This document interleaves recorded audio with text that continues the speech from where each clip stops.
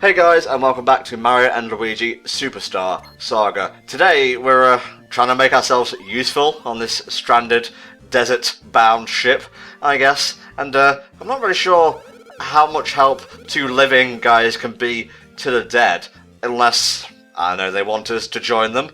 Although that's a little bit too spooky for this point in a Mario game. I'd save that for, like, Paper Mario. You know, with, like, what was it, Chapter 4 in Paper Mario the Thousand Year Door with Dupless and the like. Yeah, or, you know, that sequence on the train where you can't read that guy's letter or he spooks and kills you instantly. So, oh, we are here. Yeah, we've talked about this in multiple playthroughs across HFC's history, but it's finally time to play the Mario and Luigi Superstar Saga barrel minigame. Take it away, skeleton of Donkey Kong. So yeah, basically what you have to do is you have to line up barrels of the same color, and you have to make lines. And you have to make 10 of them, you know, get 10 points and win. It's timed, of course. If you want to see me at some of my fucking saltiest, go back in time to when I first played this game. I hate this minigame. I hate it so fucking much. It's such a pain in the ass to line everything up. It can be weird to control at first. I guess I'm fucking stupid as well, because I have consistently, at least the first time I did this, consistently missed getting rows and everything lined up together within that limited time. I was so butt mad. You have no idea. I can't describe you how anally devastated I was when I played this for the first time. Now you can go vertically, and you can also create lines horizontally. So maybe that's just like a bit too much. Like it confused people, like beyond what they need to be confused. I'm mixing up my words here, but the point I'm trying to get across is this minigame is clunky. And it's not really all that fun, to be honest, and the music just kind of drones on in the background while that skeleton fucker on the right just sits there laughing at you. This is the game here that cemented my hate of having minigames required to progress the main story. Now, later after I played this for like the second time, the third time, you know, on my other playthroughs of it, I did it. Like, I gripped it easier, I was able to do it, but I think that's because I was expecting how frustrating it was gonna be, and I kind of got my brain together, as it will. But by that regard, you know, still, I hate it when you have to do something that's unrelated to the main game that you're doing in order to vitally progress the story. Nothing would be wrong with this if it was just some fun little stupid side shit. It's not vital, you can get some items, okay. But the fact that they make you do it, and if you suck at it, like I was, you're stuck, and you cannot continue until you beat this. Even if you don't get a handle on it, it will drive you batshit insane. And that's kind of why I get a little tense when I think about this game. I will agree with you mostly. I don't mind required minigames, so long as they follow a few certain rules. Number one, they have to control well. I'm not putting up with shoddy motion controls, for one thing, I can tell you that much. Looking at you, Phantom Thief, and the Emperor's Treasure on the 3DS. Jesus Christ, the motion control games were terrible in that fucking game. Number two, they have to be fun, or at the very least, I don't know, challenging or addicting. And I mean challenging in like a non-bullshit kind of way. This is just tedious busy work, and it's described as such because you're helping out the ship, and that's about it, really. God knows what they need us to actually, you know, do here, like in the context of the real world, because in minigames terms, we're just like lining up stuff and the barrels disappear. So I guess it's like they need help organizing all these barrels that they've collected over the years. I'm thinking that's what it is too. I would have to say, if I have to give you a strategy in order to do the best at this minigame, which you'll notice, even though Tom is doing like a good take of it, it takes a lot of time. You gotta rearrange everything perfectly. It doesn't help with the fact that you have a timer. That's my main complaint. There's a timer. And if you're not really good at these kind of things, you're sitting here and you might be trying super hard to figure it all out and to get everything lined up, but you have to rush and you're gonna make mistakes. If I were to recommend a strategy, I would try to focus on making rows near the left side of the screen, especially vertically, because that way, at least for me, it feels like it's easier to line them up and sort of be able to rearrange everything so you can make those required rows. Other than that, I really don't know what else to tell you. I just ain't that good at this, and I really don't like it. There you go, we've got 10 with about 30 seconds or so to spare. At this point, he starts like chucking out golden barrels just to kind of hinder you, I guess. But, you know what would have been a lot more fun than this barrel shifting minigame, Helldragon? What? A Tetris Attack clone. You know, I know you're just saying that to appease to me, as somebody who loves Tetris Attack, but I am all for this plan. Let's have more Tetris Attack in all of my Nintendo games, please. I have to say, when I get to this point, when I get 10 points, I just fold my arms and I don't play anymore. I just sit there and I let the timer run out. Fuck you, Donkey Kong Skeletal, I don't care, no. I'm no friend of yours, buddy. Just give me that membership card so I can be on my way and get the Beanstar piece. I'm not as salty as Helldragon, but I'm fairly perturbed, because that was like take 2 or 3. Yeah, see, I mean, even with him, it's still an annoying, crappy minigame. And it wastes his time and ours, so there you go. And the one, like, we had to do a required minigame to get the Invincis room. That one's much more fun than this one, so, like, I think most of the required minigames in Superstar Saga are pretty good. This one's just an anomaly. Yeah, like I said, the game is great, and I heavily recommend it despite any quibbles I have with it, but that's probably one of the weaker segments. Again, it gets easier when you know what to do if you have some semblance of a strategy and you aren't a complete salty bitch about it like I was, but at the same time, it's still kind of ass. I'm sorry. Alright, let's blow this guy's mind. Ta-da! Whoa! You actually completed that piece of shit! I'm surprised! Yeah, the guy who operates the minigame was actually the one next in line to play it, and you can see what happened to him. He was flesh and bones when he came in. I know. It's just a cask of Amontillado, I don't get it.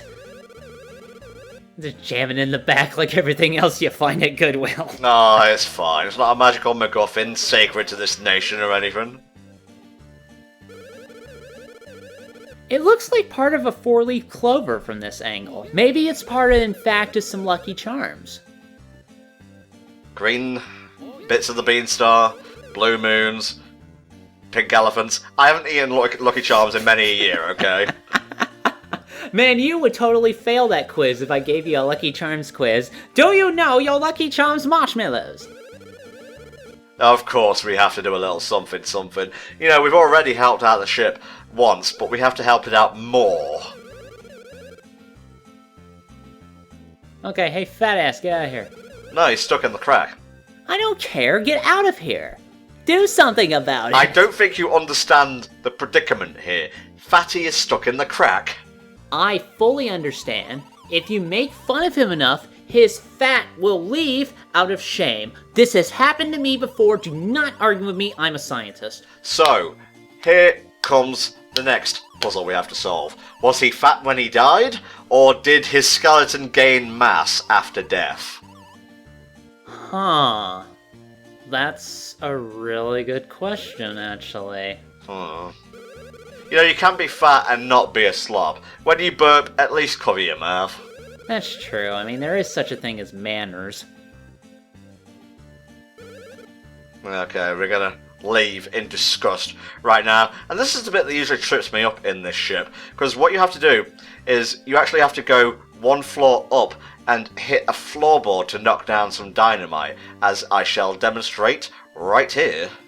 Ah, yes. My first reaction is to drop some dynamite on him. Great idea. Well, you know, when dealing with the dead, or the undead, I guess, because they're walking around and whatnot, you have to think outside the box, really. He was a little happy when he brought up the firebrand, because he gets to blow something up today, and I would be happy too.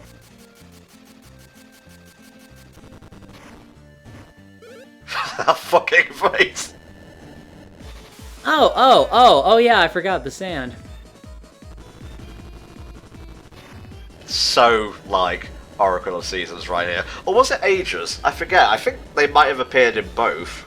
They can, actually. It does depend on the order in which you do them. Oh, right. Slight spoilers. The captain of the undead crew, the skeleton crew that you find in Oracle of Seasons, is actually the boyfriend of Queen Ambi, who left on, like, a voyage and never came back.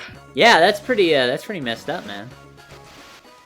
How could you not see that thing? It was 3 feet in front of you. And that's how you kill strength, everybody.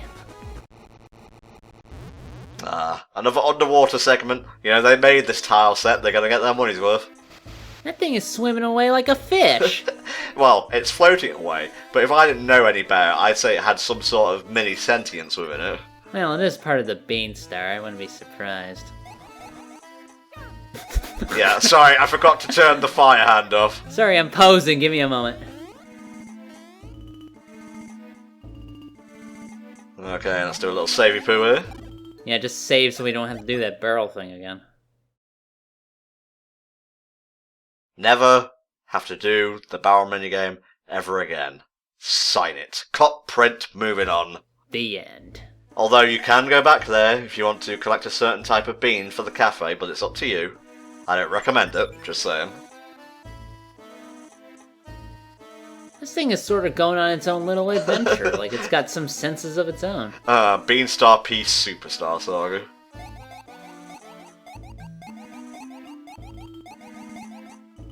I have to say, I'm not really particularly sure about their swimming technique. I mean, if I tried to do that, my fat ass would just sink, you know? Well, you don't operate on video game physics, mate. If you did, you would have got, well, swole much quicker. That's true. I remember when I was a kid and I tried to swim like Rystar does, you know, when you're in Splashdown, it didn't quite work. Oh, you're adorable. You're right, I am. Oh, we have some new enemies, and what the hell are they doing? I think they were trying to hit on Luigi, which was happening. That happens an awful lot in this game, I noticed. Yeah, you just basically have to watch for the pose that they do. I believe if they fold themselves in, like they put their fins to their chest, they'll go after Luigi. Otherwise, it's all about Mario, baby. Yeah, just the standard, you know, order of operations. Just hit him with your attacks and you're good to go. Don't Love This do this or something? Well, they're shaped like love, not necessarily givers of love. Well, that's true. They're actually nature's cruelest mistresses, if you've ever spoken to one. Oh, jeez. I wouldn't know, because none of them will return my calls. Okay, moving swiftly on from that. Okay, let's deal with the Cheep Cheep first, because I am terrible with their attack patterns, in which they just basically rush you. I'm trying to remember these other enemies. Are they lying down sleeping? Well, I know they're sleeping, because they have the snot bubble. Oh, okay, they throw their pillows. As you know, that happens all the time when you're underwater. Did you just fart? Did you just fart? You dare fart at the Mario Bros of the Mushroom Kingdom? I didn't know they had a fart attack! I completely forgot! That's the big fart attack. They can also blow out multiple bubbles, which are actually kind of hard to like jump in between. What are you laughing about? This is a serious video game. I forgot they had a fucking fart attack. Oh, yeah, easily entertained. Oh my god, I'm learning so much as we do this. Booyah, baby. Yeah, that's what you get for having gas. Oh yeah, level 24. We are like less than, well, if you're good at the game, less than 10 levels away from endgame level territory. Oh, well, that's pretty quick, actually. And Luigi too, don't forget to me. Yeah, I avoided all those enemies so we didn't throw up the leveling. More BP equals much more enemies taken down. But I want more power. I don't care. What did you run into? I guess that was hard to see. The heart kept chasing me. I didn't even see it. I didn't see it disappear, so I guess it just kept on following me. Now, sometimes it'll do that, yeah. No love for you. These guys ain't nothing but a fang, so we'll give them a bit of the Splash Bros treatment. And that one's gone. Now for the other one. It's been a while since we've seen Splash Brothers, actually. Nothing. You get fuck all. No, you don't get anything. You crush their dreams. What, you want a reward? Destroying someone's dreams is its own reward, really. What's so odd is that even though you're underwater and theoretically you could just swim up, you'll still have to use moves to bounce over tall platforms, which doesn't make any sense, but whatever. Yeah, that's actually why we couldn't get to, you know, the fiery, like whole thing that opened the door. Sorry, I'm using Buffy the Vampire type terminology here because there's kind of like a height ceiling, so you have to come in like on a plateau or something to get the ability to swim at that height in that room. Ah, yes. You ever go to the coral reefs and they just spontaneously shrink because you threw fire at them? Isn't the Great Barrier Reef kind of dying right now? Is it? I've heard some things on the news. I'm sorry if I'm insensitive, but I really don't know. Well, it's, you know, it's not living. There's stuff in it that's living, or was. Well, coral is actually alive, believe it or not. Remind me not to shit-talk Corsola. Hey, Corsola's a good Pokemon, though. I like Corsola. No, I didn't say anything about Corsola's quality, Jesus. I'm just saying, I'm defending myself. Okay.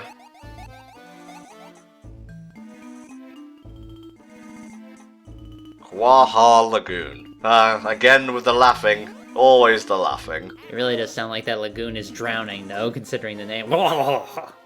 Work together, up and up, that must hurt like hell.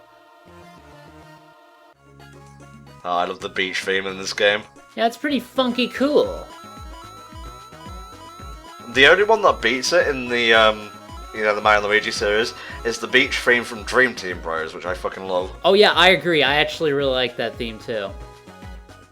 What the fuck are you? Whale women? Tentative? Are there blue beans? No, they're butter beans! Ah! Why, Helldragon? We must treat people with respect unless they have hilarious deformities, and then we mock them too fast, so fast even, that they can't mock us back. There you go. We're monsters, and we're probably going to hell at the end of our short human lifespan. Okay guys, the search for the Bean Star piece continues next time in Superstar Saga.